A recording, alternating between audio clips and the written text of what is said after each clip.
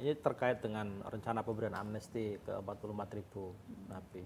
Itu reasoningnya seperti apa Pak Menteri sebenarnya? Hanya ingin mengurangi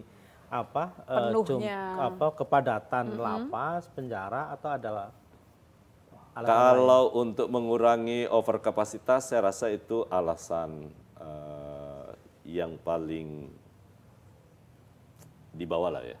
Jadi bukan alasan utama. Walaupun secara faktual bahwa memang terjadi overkapasitas.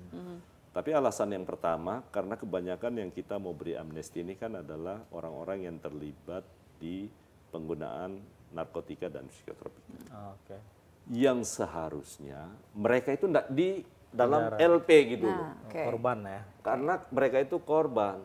Dari 44.000 itu, saya belum dapat persis datanya karena masih lagi di asesmen oleh Kementerian IMIPAS sebelum kami ajukan kepada Presiden. Dari 44.000 itu, 39.000-nya itu adalah pengguna. Oke. Logikanya, karena dia pengguna, harusnya tidak berada di lapas. Harusnya mereka itu tanggung jawab negara rehabilitasi. Jadi 39.000.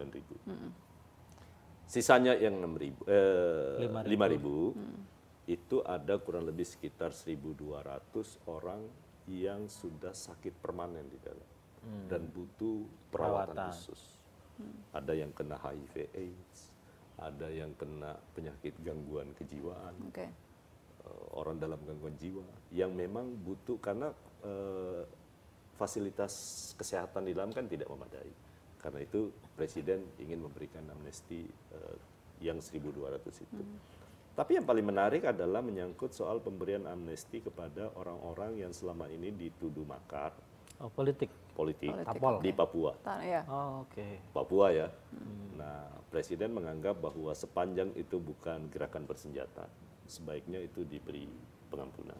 Kan itu baik untuk membangun sebuah dialog ya. Nah, yang terakhir menyangkut soal orang-orang yang selama ini masih berada di dalam, tapi didakwa, dituntut dan diputus melanggar Undang-Undang ITE akibat penghinaan kepada kepala negara. Khusus untuk ini Presiden minta diampuni. Beliau mengatakan di hadapan kami semua sebagai pejabat publik, apalagi saya seorang presiden, itu adalah resiko yang harus saya pikul kalau kemudian saya dikritik. Dan itulah juga yang membuat kami terbuka kepada semua orang untuk memberi kritik, apalagi kalau itu konstruktif ya. Nah, karena itu kritik bukan ini ya, bukan suatu kejahatan artinya ya. Ya, bukan itu.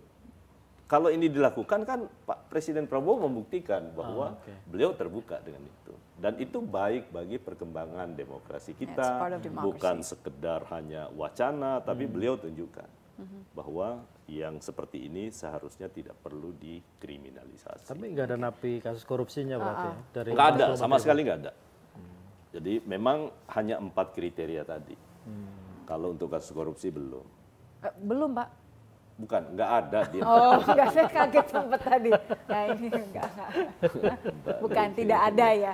Tidak ada rencana ya Pak ya? Tidak. Yang 44.000 nggak ada. Oh iya.